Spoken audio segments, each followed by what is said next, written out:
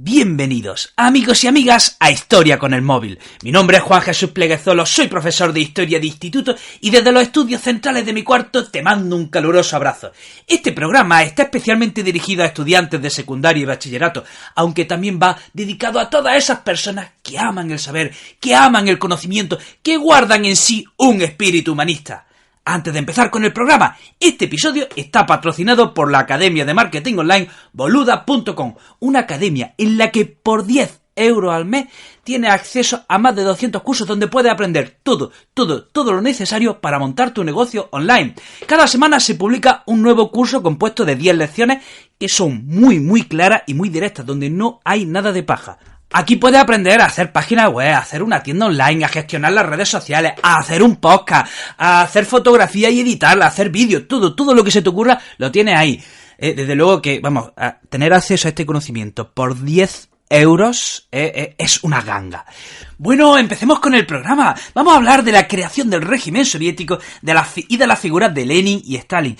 Ya dedicamos en su momento a un episodio a hablar sobre la Revolución Rusa, pero por si acaso vamos a recordar algunos conceptos. Miren, lo primero que tenemos que tener en cuenta: Rusia a comienzos del siglo XX era un país atrasado, era un país estancado, era un país que vivía en el antiguo régimen, y esos son los términos que definen la situación.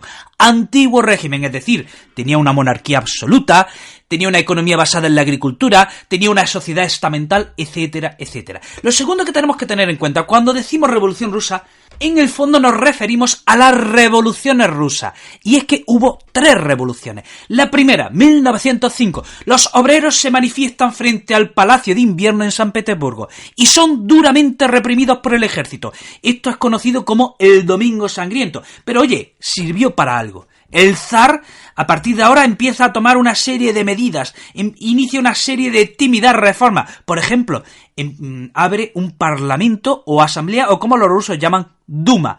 Pero pasan los años y Rusia se mete en un jardín del que sale mal, un jardín llamado Primera Guerra Mundial. La Primera Guerra Mundial hace que la situación del pueblo empeore todavía más, y llegamos a febrero de 1917 y se produce otra revolución más. ¿Qué sucedió aquí? Que el pueblo de nuevo se manifiesta contra el zar, pero a diferencia de lo que pasó en 1905, ahora el ejército se pone de parte del pueblo.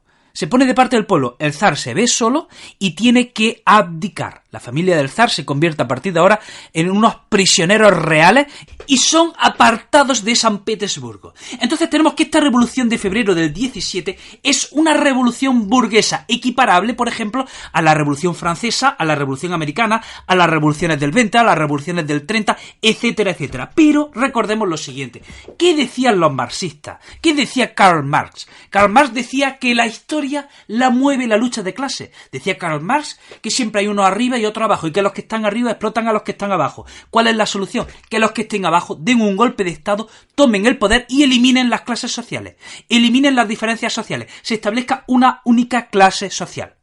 ¿De acuerdo? Entonces, ¿qué pasa? ¿Qué dicen los marxistas rusos? Un momento, vale, los burgueses acaban de tomar el poder en febrero, perfecto. Pero, los burgueses han tomado el poder, han quitado al zar, ¿pero para qué? ¿Para que ahora sean ellos los que nos exploten? ¿Para que ahora sean ellos los que exploten al pueblo? ¿Para que ellos exploten ahora a los obreros? ¡No! ¡Niet! No. Así que los marxistas rusos, también llamados bolcheviques, inician otra revolución en octubre del 17. Así que en octubre del 17 los bolcheviques protagonizan otra revolución y expulsan al gobierno provisional que había expulsado al zar Nicolás II. Así que en octubre del 17 tenemos un gobierno bolchevique dirigido por Lenin. ¿De acuerdo? ¿Y qué es lo que hace este gobierno provisional? Inicia una serie de medidas, nada más llegar al poder, inicia una serie de medidas llamadas los decretos de octubre. Por ejemplo, empieza las conversaciones de paz con Alemania para salirse de la Primera Guerra Mundial. Nacionaliza la industria y se la entrega a los obreros.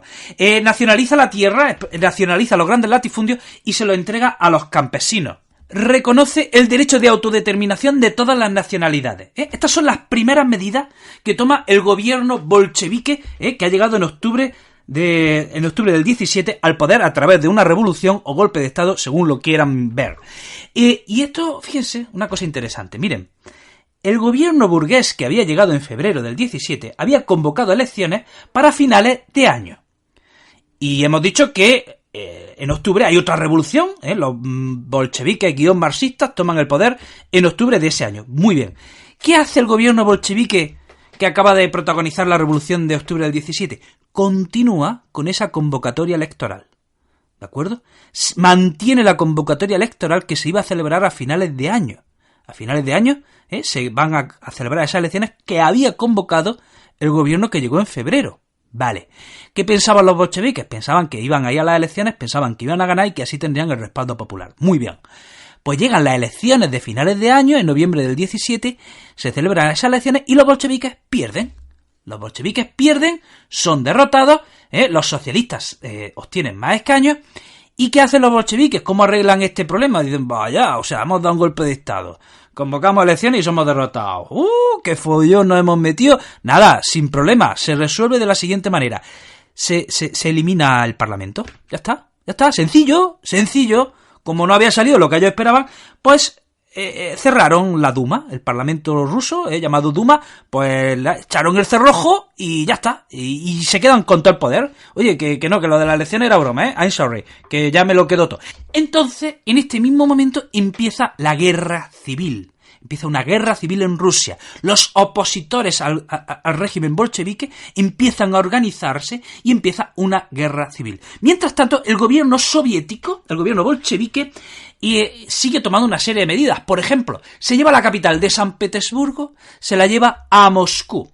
Y por fin terminan las negociaciones con Alemania y en marzo de 1918 se firma el Tratado de Brest-Litovsk, por el cual Rusia se sale de la Primera Guerra Mundial. ¡Ojo! Pagando un precio alto, un precio carísimo.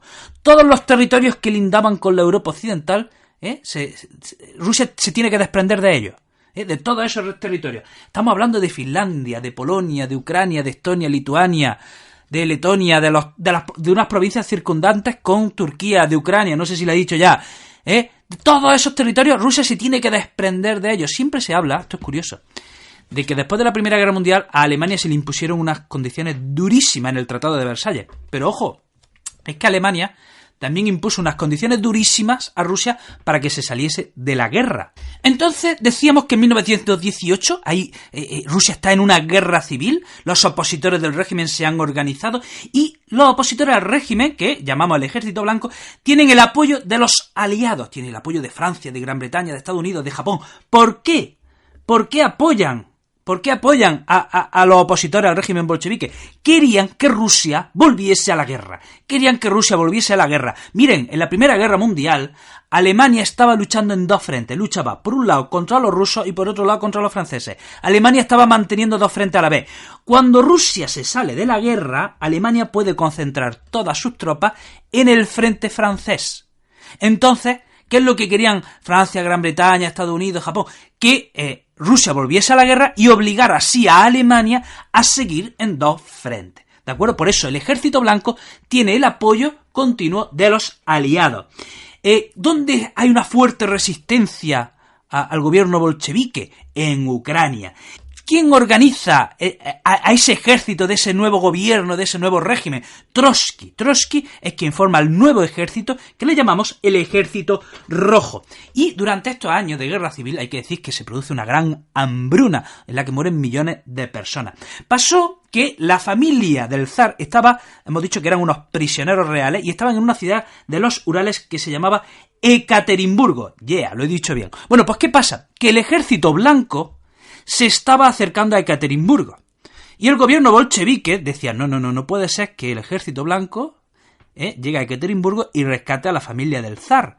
Porque si rescatan a la familia del zar puede pasar que vuelvan al poder. Así que el gobierno bolchevique lo que hizo fue dar la orden de ejecutar a la familia del zar. Así que los guardias revolucionarios cogieron a la familia del zar, la bajaron al sótano y la ejecutaron por completo. Más medidas que se toman durante estos años. En 1919, atención, se crea en Moscú la Tercera Internacional, o por sus siglas en inglés llamada el Comintern. ¿Qué era esto? Una institución para exportar la revolución rusa. A través de la Tercera Internacional, o Comintern, se iban a financiar a partidos comunistas de todo el mundo para impulsar revoluciones rusas. Por supuesto, estos partidos comunistas seguirían siempre las directrices de Moscú. Y bueno, pues tenemos que decir que durante esos años de guerra civil, el gobierno bolchevique establece lo que le llaman el comunismo de guerra. En un comunismo de guerra en el que se ha nacionalizado todo. Se nacionaliza la industria, el comercio, el transporte, la educación, las tierras. Se intenta eliminar las monedas. Se requisa la producción, ¿de acuerdo? Porque todo tenía que estar al servicio del régimen. Pero, ¿esto qué provoca? Pues que la producción caiga en picado. Porque claro, si desde el gobierno se requisaban las cosechas a los campesinos, pues esto hacía que los campesinos o produjesen menos o directamente escondiesen parte de la cosecha para que no se la llevasen los funcionarios del gobierno. Entonces, es un desastre. Es un desastre y llegamos a 1921 y Lenin dice, vale, esto ha salido un poco mal, ¿vale? Por no decir que ha sido una auténtica chapuza, así que abandona el comunismo de guerra y establece lo que ellos llaman la nueva política económica, la NEP. ¿Y esto qué es? ¿Qué significa la nueva política económica? Es un retorno controlado a la economía de mercado. Se trata de permitir, de manera controlada, que haya cierto comercio, que haya cierto mercado, ¿vale? Para que los campesinos, pues puedan controlar su producción, venderla, y esto hace que de nuevo la producción aumente, la economía mejore, y en pocos años, atención, la economía recupera los niveles previo a la Primera Guerra Mundial. Y bueno, ¿todo esto en qué ambiente se hace? Se hace, pues en un régimen de partido único que se supone que representa a los obreros. Pero todo esto va siempre acompañado de una fuerte represión, ¿de acuerdo? No se admite la disidencia. Y de alguna manera, el partido único, el Partido Comunista, se confunde con el Estado. El Partido Comunista y Estado casi son la misma cosa. Llegamos a 1922 y empieza la sucesión de Lenin. Pasó que Lenin empieza a caer enfermo, ¿de acuerdo? En mayo de 1922, sufre un ataque cerebral y esto le paraliza medio cuerpo. Un mes antes se había elegido como secretario general del partido a Stalin, en abril de 1922. Pasa que todavía ser secretario general del partido todavía era un cargo menor, pero Stalin va acumulando cada vez más y más poder. Lenin, hemos dicho que en mayo de 1922 cae enfermo, ¿de acuerdo? Y esa enfermedad va empeorando hasta que muere en 1924. Y en esos 2 años, Stalin va acumulando más y más poder, va acumulando en su persona todos los cargos importantes hasta que se convierte, en un todopoderoso, ¿de acuerdo? En una especie de zar rojo y tiene un poder absoluto. Es curioso, ¿no? Pero hay que decir de Stalin, ojo, Stalin no era propiamente ruso. Stalin nació en Georgia, el ruso no era su lengua madre, él era hijo de un padre borracho y maltratador que fue, atención, Stalin fue seminarista. Por cierto, ¿a quién le recuerda este caso? Hemos dicho que Stalin nace en Georgia, no era propiamente ruso, pero ¿a quién le recuerda este caso? Bueno, pues efectivamente Hitler nace en Austria, pero toma el poder en Alemania. Y otro caso también que no se menciona mucho, pero por ejemplo Napoleón tampoco era propiamente francés, él nace en Córcega, ¿vale? En un momento en que Córcega acaba de ser comprada por Francia, ¿vale? Pero Napoleón, su lengua madre, tampoco era el francés. Es decir, todos estos grandes megalómanos, es curioso, no son autóctonos de ese lugar que dicen representar o que acaban representando hasta los extremos, ¿no? Y bueno, en 1922, atención, se crea la URSS. ¿La URSS? ¿Qué es la URSS? La URSS es la Unión de Repúblicas Socialistas Soviéticas. ¿Quiénes forman la URSS en un primer momento? La Federación Rusa, Transcaucasia, Ucrania y Bielorrusia. ¿De acuerdo? Luego se irán sumando más países, pero en un principio son estos 4 países: Transcaucasia, Ucrania, Bielorrusia y Rusia, los que forman la Unión de Repúblicas Socialistas Soviéticas. Y decíamos que Stalin va acumulando todo el poder, va acumulando todos los cargos y se va quitando a la oposición de encima. Había 2 candidatos a suceder a Lenin. Uno era Trotsky y otro era Stalin. Stalin acaba ganando la partida. Pero este hombre, es que no se conforma solo con tener el poder, sino que no quiere ni ver a sus opositores y si puede ejecutarlos, los ejecuta. A Trotsky Lo deportan en 1929. Trotsky se tiene que ir de Rusia, se exilia y acaba en México. Pero ojo, hasta allí lo persigue Stalin. O sea, hasta el mismísimo México lo persigue Stalin. Bueno, no es que Stalin fuese a México a matar a Trotsky, no, pero manda a un secuaz, a un tal Ramón Mercader, para asesinar a Trotsky. Así que en 1940 Trotsky es asesinado por orden de Stalin. Ahí lo lleva.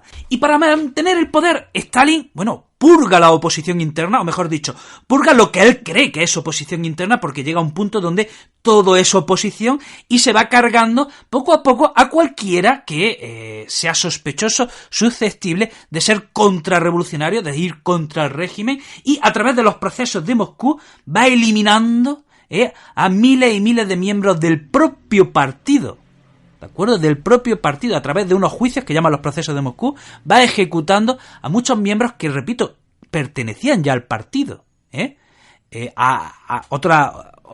que no puedo evitarlo. ¿A qué le recuerdan esto? ¿A qué le recuerdan esto? ¿A qué episodio le recuerdan esto? ¿Qué otro gran dictador tirano elimina la oposición interna en una noche de una atacada? Efectivamente, Hitler. Hitler, en la noche de los cuchillos largos, ¿de acuerdo?, manda a asesinar a los grandes líderes, de su partido, del partido nazi. O sea, era una oposición interna. Bueno, pues Stalin en los procesos de Moscú hace lo mismo. Elimina a la oposición interna, o lo que él creía que era la oposición interna. De manera que el terror se convierte en un arma de gobierno. Se establece la política del terror. La policía política se llama la NKVD. Y esta policía política, atención, ejecuta a 780.000 personas. 780.000 personas. Y hasta 1939 manda a los campos de trabajo a 1.300.000 personas. 1.300.000 personas. Estos campos de trabajo eran conocidos como los Gulag. Fíjense, 1.300.000 personas a los campos de trabajo y 780.000 ejecuciones. ¡Qué barbaridad!, ¿no? Y bueno, vamos a hablar de la economía, vamos a hablar de la industrialización y de la colectivización. Stalin pone fin a esa NEP, a esa nueva política económica que había iniciado Lenin, ¿de acuerdo? Dijimos que Lenin establece el comunismo de guerra, lo elimina, lo sustituye por la nueva política económica donde había cierta economía de mercado, una economía de mercado muy controlada, pero ahora Stalin empieza un proceso de industrialización y colectivización a marcha forzada.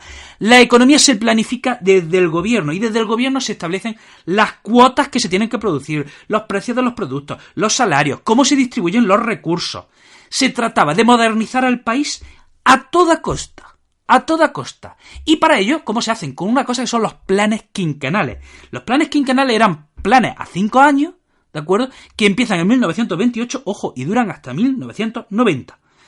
Por ejemplo, y en esos primeros planes quinquenales que se hace, se colectiviza la agricultura. Se establecen dos tipos de granjas. Las granjas autónomas, que son gestionadas por los mismos campesinos, que son los kolhos, y las granjas estatales, que son gestionadas desde el mismo estado, que son los sovjós. Y los campesinos tenían que estar encuadrados en una o en otra, no había más narices. Había que estar en un tipo de granja o en otra. Y si algún campesino decía, ay, mira, no estoy seguro si tal, pues le decía, mira, vete al Gulag y allí te lo piensas, ¿vale? Así era como se reaccionaba. Y esos planes quinquenales, en términos generales, funcionaron. ¿A costa de qué? Cuando digo que funcionaron me refiero a que las cotas de producción y de industrialización se cumplían, pero ¿a costa de qué? De machacar al obrero, de machacar al campesino, vamos, a toda costa. De hecho, estos planes causaron una gran hambruna en Ucrania que no se sabe bien las cifras, se dice que terminó con 1 millón o 5 millones de campesinos. O sea, ese objetivo de tener que cumplir sí o sí con unas cotas de producción, bueno, pues se hizo, pues ya digo, a este precio, ¿no? Entre 1 millón y 5 millones de campesinos muertos de hambre en Ucrania. Entonces, vamos a hablar de los primeros planes quinquenales.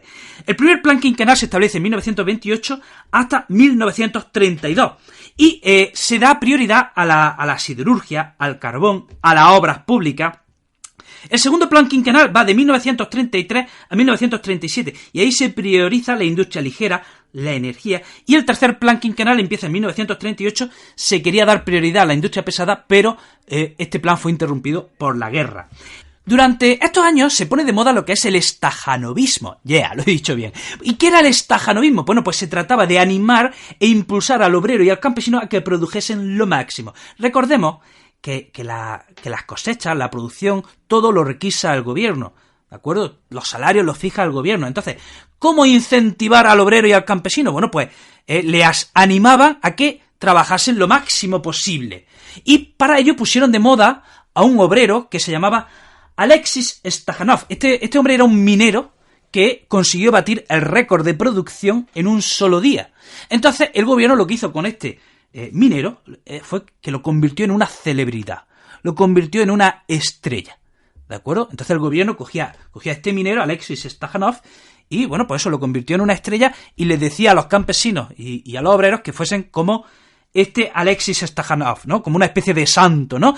Y se puso, del apellido de este minero, se puso de moda el término estajanovismo. Entonces, hay que decir que los planes quinquenales funcionaron en cuanto que sí se cumplieron con las cotas de producción. Rusia se convirtió en una gran potencia industrial y económica, pero a costa de cercenar los derechos más fundamentales de los campesinos y de los obreros. ¿De acuerdo? Bueno, hasta aquí el episodio de hoy, espero que te haya resultado interesante. Te voy a contar un secreto, este programa lo estoy grabando estando malito y he tenido que cortar 700 veces, no sé si se ha notado mucho, ¿vale? Y bueno, espero que lo hayáis disfrutado en todo caso. Recordemos que este episodio ha sido patrocinado por la Academia de Marketing Online Boluda.com. Te dejo el enlace en las notas del programa. También decirte que tengo muchos proyectos relacionados con la educación y si quieres estar al tanto de todos ellos puedes seguirme en mis redes sociales, que son un montón. Estoy en todas las redes sociales. Te dejo los enlaces de todas ellas en las notas del programa. Te mando un abrazo enorme, te deseo lo mejor y te espero en el próximo episodio.